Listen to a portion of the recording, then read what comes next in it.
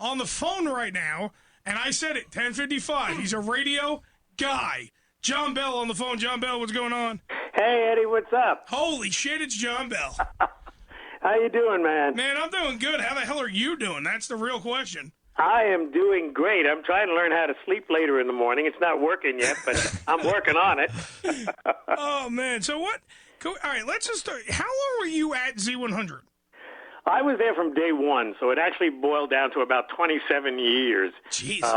Yeah, we signed on back in August of '83, and they signed me off on March 22nd of 2010. Jesus Christ. Now, we have to talk about that. You were there before the Z Morning Zoo started. Yeah, actually, I got hired a month or so before the zoo started. We were putting together the show. I had met for a couple of interviews with Scott Shannon and some of the other people who were part of putting the show on the air. And, so I was actually on board a little bit before we actually signed on in August. All right, so you were with the company. Now, how long were you with Clear Channel in general? Just for the third? You only worked at Z100? Well, no, before Z100, I was at WVNJ in New Jersey. That was a Sabre broadcasting station. And I was at WPAT. But Clear Channel, I think, has owned the station about 12, 15 years, something like that. All right, now see, the reason why we have John on is because he's been a mainstay in the mornings for 30-plus years. John was unceremoniously released, whatever technical term. Now, wait a minute. There was some ceremony to it. They called me into an office. They sat me down with four very stern-looking people, and they read me, my termination, and then they escorted me out the door. It was very well done. It was very well orchestrated, and it was very ceremonial. Oh yes, it was very nice of them. They were very cordial, and they were like, we need your cards, and you can't talk to anybody on the way out the door. Well, but they did ship me all my personal effects. I have to give them credit. Oh, yeah. They boxed up everything, and a few days later I had boxes up to the ceiling with stuff that I had accumulated in all those years. But see, John, that's what I'm talking about. I was not even a pimple on the ass of Clear Channel when I got shit canned when they let the 2,000 people go a while back, and they sent me all my shit. And I had a lot of shit in my cubicle. And now your 30-plus year career, which I know that they moved to the multiple buildings that Z100 was at, because we're in one of your old buildings right now. You had to have mounds of historical shit. Oh, man, you should have seen this stuff. There was stuff in there I didn't even remember. And there were pictures of me I've been trying to forget. There was so much crap in there, it wasn't funny. I wish they had somebody there who could have gone through it and kind of sifted through what they should have kept and gotten rid of the rest of the stuff. But no, they shipped me everything. Paper clips, old newspapers, tissues that I hadn't used, anything they could find. They stuffed it in a box and mailed it to me. Well, it's the least they could do. It was the least they could do. They were very thorough. Well, see, that's it. Now, all right, can you take us through, because a lot of people, by the way, if you want to talk to John Bell, John, would you take phone calls if we get them in? Oh, sure. 201-332-5983 and 5984 if you want to talk to the man of the morning, John Bell. Now, here's the deal with that. Now, the reason why I say do you want to take questions because there are a long line of people that want to talk to you. They want to know what happened. Now, here's something. Now, is it true? Is it true that they moved the Z Morning Zoo or the Elvis Duran Morning Show, whatever it's called, this week? And did they move them to a separate room so that you couldn't say goodbye to them? Oh yeah. They were all in another conference room or something. I don't know what the purpose of that was, but they were all in another conference room. When I came out of the meeting with the people who terminated me, I went back to my desk. There was no one there. The radio station, for all intents and purposes, was empty. Yeah. So I didn't get a chance to say goodbye to anybody then. Fortunately, I was able to come back the following Monday. Yeah, it was Monday. And I saw everybody then and got a chance to, shake some hands and say goodbye. But it was eerie. It's really an eerie kind of feeling to come back to a room, a couple of rooms that are packed with people normally and busy and humming with business, and all of a sudden... Yeah, because Z100's never empty. Oh, no, never. It's never empty. You have freaking Elvis Duran has a cast of like 137 people on that show. Well, maybe they were afraid I was going to punch somebody out or something. I don't know. You are a big dude. John Bell is a big dude. Yeah, Koof. John, It's an honor to talk to you, actually. Yeah. I wasn't a fan of the morning zoo, as you say, but the stupid news has spread across everyone does stupid news now. Even we do stupid news in our own way.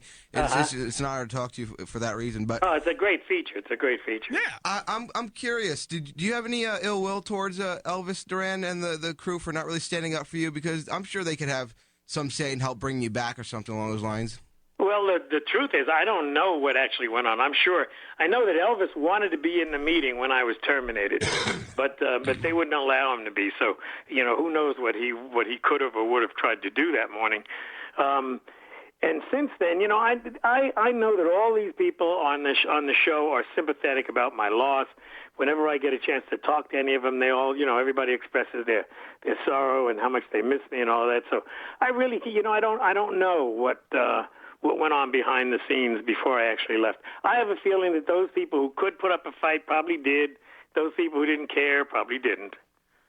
Now, but is there anyone there that, because like I know I'm just going to throw out names because these are people I know because I used to work at Clear Channel. Men like Tom Pullman, Sharon Dasher.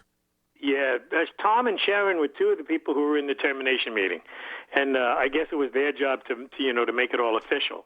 Now, but you do hold disappointment to them, you say. Well, you know what? I got to be honest with you. Let me tell you how I felt. Okay. When you've been in a place for 27, or more years, no matter what's going to happen to you, you figure that people are going to sit down and say, "Hey, John, look, I'm really sorry, man.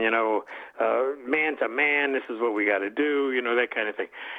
But companies have become so corporate now that you don't even get that. I mean, I've known Tom for years. Yeah. I've known Sharon for years. And I would have felt better if they had been able to say to me, "Hey, look, pull me aside, pull my coat." You know how you do with a buddy or with a friend when you got to give them bad news? You kind of soften the blow a little bit. I think, though, that the corporate ethics, or ethos rather, has gotten so tight that people can't be human anymore. Absolutely. They have to stick to a script, and they have to stick to a certain kind of thing that they have to say, and they go through. So you don't even know what they're really feeling. Tom may have been sorry that I was leaving, but I couldn't tell from what was going on. They were being very corporate and very businesslike, and it was really a weird feeling. I walked out of there. I think I was halfway home in my car before I realized I had been fired. Well, that's the thing. Corporations are what is creating the death of radio. I mean, terrestrial radio, we're not on it, thank Christ, because we have here at Goom, we have the ability to open up our mouths and say actually what's on our mind. Like I could say Clear Channel sucks my balls. I could say that. Mm-hmm. Whereas in other places you can't say that. Now, to me, the corporate structure ruined radio because they wanted to make everything the same. Like Elvis is on in God knows how many syndicated areas that he's on. Mm-hmm. And to me, it was like the same show. Like when you're driving around, you get the same show here, the same show there, instead of having any personal. I think you're right. Unfortunately, I think that is what's happening to radio because it's cheaper to run, one show on 50 stations than it is to have 50 separate morning shows. Absolutely. And so I think the major corporations have all decided that if they can reduce their morning show staff or their afternoon drive staff or whatever and syndicate or voice track or whatever, that seems to be the direction that radio is going, which means that there are going to be fewer jobs for people. There are going to be fewer talented people in radio. Mm-hmm. It's going to become more kind of homogenized. You'll have 5 morning shows, perhaps, that'll do the entire country, because they'll be syndicated in and out. It does, and I think that at some point we've got to get back to the way radio was when I got into it, when there was great local radio stations. There were training grounds for new creative people to come in and learn. I don't know where the new morning show and afternoon show people are going to come from now because there's no place to cut your eye teeth. Absolutely, and that's the problem, dude. I studied under. And I say studied under like I went to school because even though I graduated from radio school and everything and broadcasting school in general, I learned under Jim Kerr. Absolutely, that's the way to learn. Yeah, you learn under the greats that came before you. Be it Elvis Duran, he's obviously an icon. Absolutely. You know what I mean? John Bell, another gentleman, yourself. You know what I mean? Like you're an icon. But that's what they're leaving out for the next generation. My generation, quite frankly, kind of gets the shaft in radio because radio, I mean, you can probably attest to this. Radio sometimes doesn't get the fair shakes that it deserves. It doesn't. It gets looked at as like a medium. Absolutely, we're low men on the totem pole. Yeah, and there's no doubt in my mind that Elvis he reaches more people than the local news. Absolutely, and you know what? And he provides more entertainment, and if you are interested in radio, spending a couple of months working with him in a studio, you see, when you syndicate a show, all you hear is what is actually broadcast on the air. If you're working at that local station. When you learn radio, you learn it by sitting in the room with these guys while they are putting together their next break, while they're talking about their reaction to the last phone call we had. You find out what techniques work and why they do the things that they do. For example, Scott Shannon was one of the guys who I learned more from about radio than anybody else. True. He wasn't the kind of guy who taught you stuff, but if you sat there and watched him, you could learn a lot about radio. Well, see, that's the thing. We don't have that now, and that sucks. I don't even know what else to say. But this is what I'm saying. With all the stuff that you've learned over the grand span of your career, you harbor no ill will towards these people that kind of threw you out like you were nothing? You know, it's not a matter of ill will, because I learned, I guess several years ago, that once the corporations began moving into radio, that the whole scene was going to become different. It wasn't personal. When I got into radio, I could walk down the hall and talk to the owner of the radio station. Yeah. You know, I had lunch with the guy who owned the radio station a couple of times a week sometimes. And if there was a problem, he'd call me in his office and he'd dress me down, say, John, don't do that again, or I love this, we'll do that again. You had a direct personal relationship with the people who were making the big decisions about radio.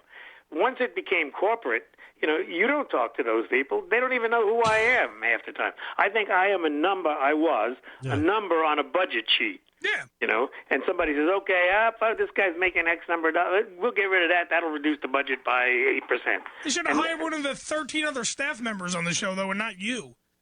Well, because you know what? I think that I made one of the cardinal mistakes of my own career. What? Let me tell you what my career was based on all those years. Right. I always figured, first, I didn't want to have my name on the show.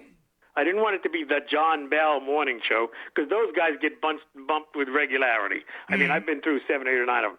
The other thing is, I didn't want to be in that top level of pay scale, because that's who they fire when they want to save money. But the problem is that my longevity gradually got me up to the point where I was making a decent salary. So when they looked at that budget, they thought, are we going to fire the phone op? You know, we're paying her nothing. But look at this guy. What's his name? Bell? Hey, you know. Fucking, you were a marked man. Absolutely, dude.